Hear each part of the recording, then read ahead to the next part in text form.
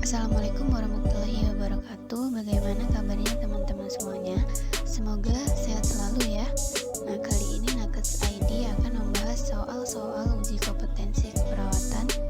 Semoga bermanfaat untuk teman-teman yang akan mengikuti UKOM dan semoga hasilnya kompeten. Jangan lupa share video ini ke teman seperjuangan lainnya. Soal yang pertama, perawat baru saja memberikan ibuprofen pada seorang anak dengan suhu 38,8 derajat Celcius. Apa tindakan lain yang harus perawat lakukan? A. Membatasi cairan dalam 8 jam. B. Menyeka anak dengan air dingin. C. Merencanakan pemberian asam salisilsat atau aspirin dalam 4 jam. D. Melepaskan pakaian tebal dan selimut untuk anak. Atau E. Observasi tubuh setiap 30 menit. Setelah memberikan ibuprofen, pakaian tebal dan selimut harus dilepas. Dapat menyeka anak dengan air suam-suam kuku. Jika menyeka anak dengan air dingin akan menyebabkan anak menggigil. Jadi jawaban yang B salah. Kemudian untuk aspirin tidak diberikan kepada anak dengan demam karena beresiko timbul sindrom A. Untuk cairan perlu ditingkatkan untuk mencegah dehidrasi, sehingga asupan cairan per oral tidak boleh dibatasi.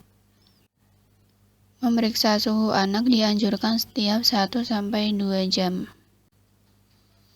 Terkait efek obat, maka disarankan memeriksa suhu 1 jam setelah pemberian ibuprofen.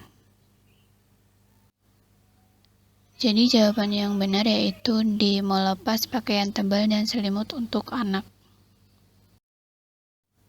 Selanjutnya soal nomor 2, seorang perawat membantu program promosi kesehatan pada masyarakat dalam sebuah komunitas tentang kanker testis. Di antara tanda dan gejala berikut, jawaban manakah yang dapat disampaikan masyarakat namun mengindikasikan bahwa mereka membutuhkan pendidikan kesehatan lebih lanjut? A. Alopecia. B. Nyeri punggung. C. Pembengkakan testis tanpa nyeri. D. Sensasi berat pada skrotum. Atau E. Impotensi. Alopecia tidak selalu muncul sebagai tanda kanker testis, namun dapat terjadi sebagai efek samping radiasi atau kemoterapi. Pilihan B, C, dan D adalah tanda dan gejala yang ditemukan pada klien dengan kanker testis. Nyeri punggung mungkin mengindikasikan metastase ke arah nodus limfatik retroperineal. Jadi jawaban yang benar yaitu A. Alopecia. Berikutnya soal nomor 3, setelah tindakan tonsilektomi, anak mengalami muntah. Apakah tindakan awal yang harus dilakukan perawat? A. Miringkan posisi anak. B. Beritahukan kepada penanggung jawab perawat. C. Berikan obat antiemetik. D. Pertahankan status puasa. Atau E. Pasang infus. Jika terjadi perdarahan setelah tindakan tonsilektomi, posisi anak segera dimiringkan dan perawat penanggung jawab diberitahukan. Status puasa sebaiknya dipertahankan dan antiemetik bisa diberikan. Akan tetapi, tindakan awal yang harus dilakukan yaitu A. Miringkan posisi anak. Selanjutnya soal nomor 4, seorang klien dengan diagnosa asma MRS dengan distres pernapasan. Apakah jenis suara napas abnormal yang akan didengar oleh perawat untuk didokumentasikan pada catatan kesehatan klien yang terkait dengan sistem pernapasan? A. Stridor. B. Mengi atau wheezing. C. Tidak terdengar. D. Gesekan pada pleura. Atau E. Crackles. Asma adalah gangguan pernapasan di mana akan muncul periode dyspnea, penyempitan bronkus dan suara mengi atau wheezing. Jadi untuk jawaban yang benar yaitu B, mengi atau wheezing.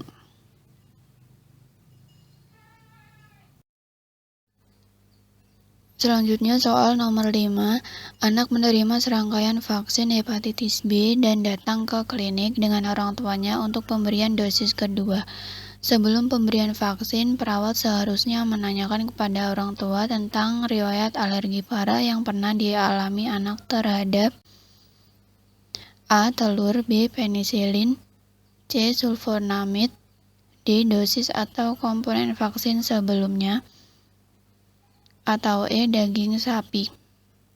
Kontraindikasi menerima vaksin hepatitis B adalah reaksi anafilaksis sebelumnya untuk dosis-dosis vaksin hepatitis B atau komponen vaksin sebelumnya. Alergi terhadap telur, daging sapi, penisilin, dan sulfonamid tidak berhubungan dengan kontraindikasi untuk menerima vaksin ini. Jadi jawaban yang benar yaitu D, dosis atau komponen vaksin sebelumnya. Berikutnya soal nomor 6, perawat di ruang gawat darurat diberitahu bahwa banyak korban selamat dari kecelakaan pesawat akan dikirim ke rumah sakit. Korban mengalami kedinginan karena pesawat jatuh ke sungai. Apa tindakan awal yang harus dilakukan perawat? A. Memanggil perawat supervisor untuk mengaktifkan prosedur respon bencana. B. Menambah suplai air steril dan normal saline di ruang triage. C. Memanggil ICU untuk mengirim perawat ke ruang gawat darurat. D. Memanggil departemen laundry dan meminta agar disediakan banyak selimut hangat di ruang gawat darurat. Atau E. Melakukan rapat dengan tim kesehatan. Pada bencana eksternal, banyak orang dibawa ke ruang gawat darurat untuk mendapatkan perawatan. Tindakan awal yang harus dilakukan perawat adalah mengaktifkan prosedur respon bencana. Jadi jawaban yang benar yaitu A. Memanggil perawat supervisor untuk mengaktifkan prosedur respon bencana. Selanjutnya soal nomor 7, perawat mengetahui anak berusia 5 tahun tersedak, tetapi saat ini masih sadar dan terjaga. Perawat bergegas untuk melakukan manuver abdominal thrust, di mana seharusnya perawat menempatkan kedua tangannya A. Umbilikus dan paha, B. Perut bawah dan dada, C. Umbilikus dan prosesus xiphoideus, D. Paha atau groin dan prosesus xiphoideus, atau E. Pusar dan dada. Untuk melakukan manuver abdominal thrust, penyelamat berdiri di belakang korban dan merangkul korban dengan tangan di bawah ketiak korban. Kedua kepalan tangan diletakkan di atas umbilikus di bawah prosesus xiphoideus korban. Prosesus xiphoideus dan tulang rusuk dijaga untuk mencegah kerusakan organ internal. Kepalan tangan digenggam dengan tangan lain, lalu hentakan dilakukan. Jadi untuk jawaban yang benar yaitu C. Umbilikus dan prosesus xiphoideus. Selanjutnya soal nomor 8. Seorang ibu dari anak berusia 3 tahun menginformasikan kepada perawat bahwa anaknya terus-menerus menggaruk kulit sehingga kulit berwarna kemerahan. Manakah pengkajian data yang menunjukkan anak mengalami skabies? A. Terlihat garis merah keabuan, B. Lesi berwarna keunguan, C. Kulit tebal dan ada kerak kulit kekuningan,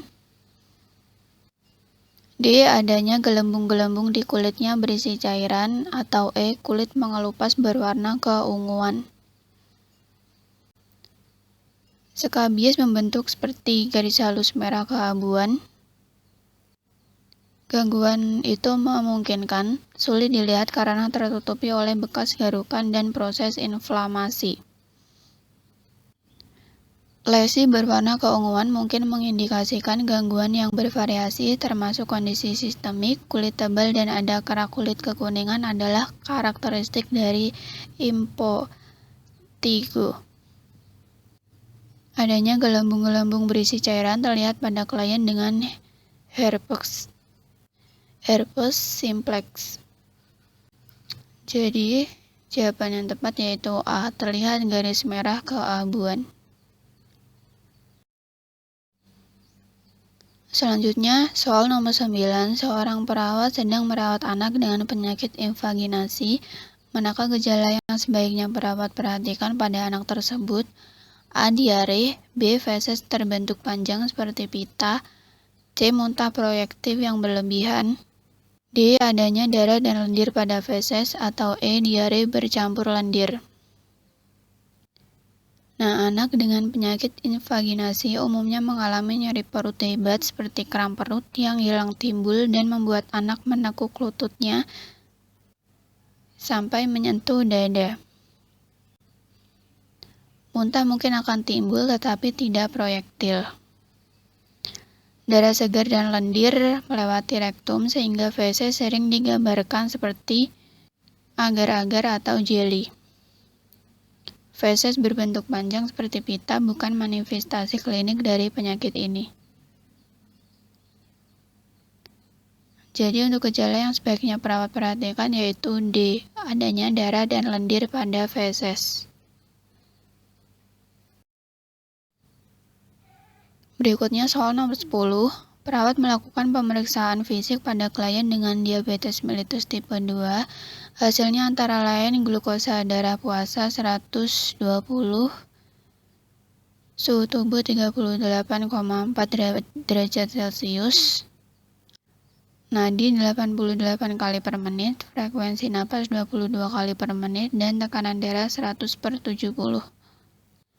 Manakah hasil yang harus diperhatikan perawat? A. Nadi, B. Pernapasan, C. Suhu tubuh, D. Tekanan darah, atau E. Gula darah puasa. Peningkatan suhu tubuh dapat mengindikasikan adanya infeksi. Infeksi dapat menimbulkan sindrom non-ketotik, hiperosmolar, hiperglikemik, atau ketoasidosis diabetik. Hasil temuan lain yang ada dipertanyakan semua dalam batas normal. Untuk peningkatan suhu tubuh bisa mengindikasikan adanya proses infeksi yang bisa memicu komplikasi pada klien dengan diabetes mellitus. Jadi yang harus diperhatikan yaitu D, tekanan darah.